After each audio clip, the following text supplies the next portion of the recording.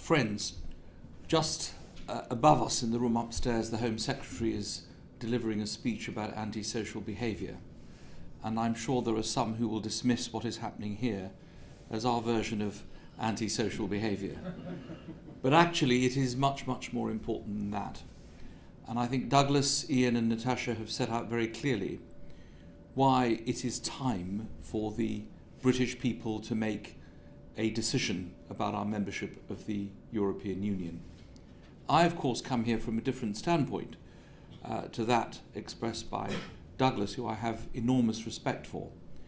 I think what has been very interesting in watching the European debate over the 25 years that I've been in Parliament is the way in which those who are able to question what the European Union has done and the way which has developed over the last 36 or so years since we've been members have been those actually who are described as Eurosceptics.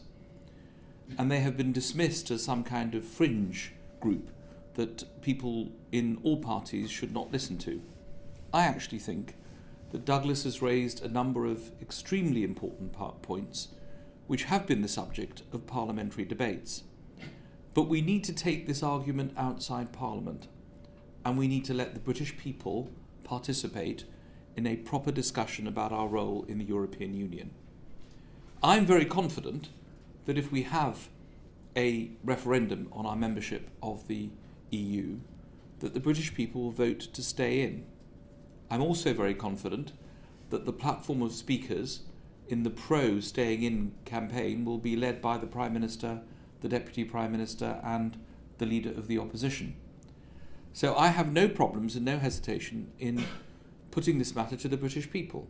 I know others will have different views and feel this is an opportunity for them to vote against and that Britain as a country is against the European Union.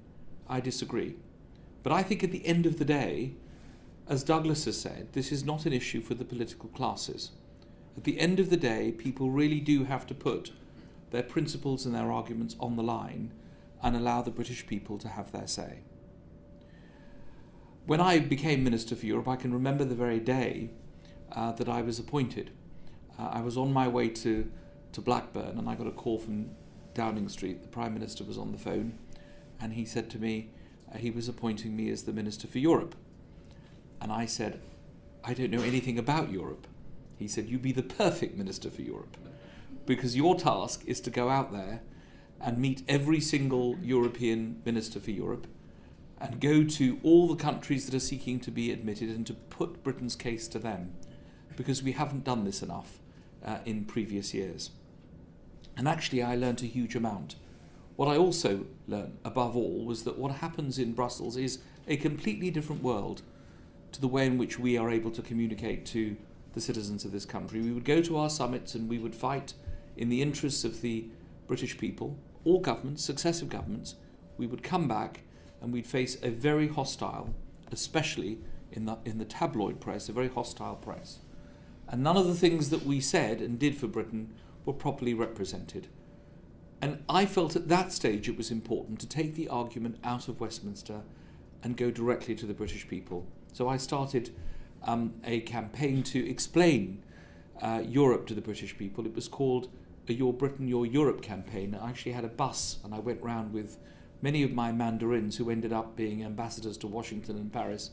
We'd sit in a cafe in Wigan and talk to the people of Wigan about membership of the EU. We were followed by a bus that was hired by William Hague, his Save the Pound lorry. He couldn't afford a bus then. And so they had a lorry and William was in the back of the lorry trying to save the pound. Of course, he claims he did. Mr. Blair and Mr. Brown said that they did, but whoever did, the fact is, what was great about us going out is we were talking to ordinary people about EU membership. And that's why I fully support and endorse the People's Pledge. I think it's an excellent opportunity for all of us to be able to talk to the British people, and at the end of the day, we live in a parliamentary democracy, to allow us to get the people to make that final decision. Finally, let me say this about parliamentary scrutiny. I think Douglas was in the Commons on Thursday. I'm not sure whether Mark was there, but Mark Reckless is usually in the debates on the European Union. Thanks to Natasha and her committee, we were able to have a debate about the European Council meeting that is taking place in Brussels today.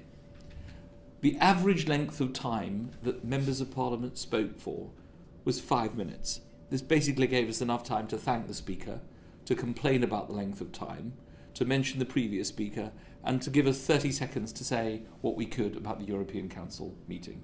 Despite the excellent efforts of Bill Cash and his committee, I'm afraid we have not been able to scrutinise what's happening in the European Union. 5 minutes is all we had.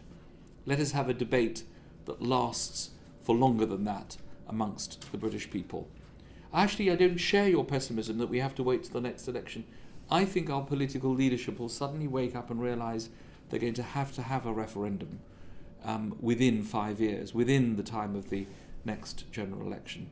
And I urge party leaders to think carefully, not about narrow party interests, but about the interests of the British people and our place in Europe. So let's have a referendum. Let the people decide. Thank you.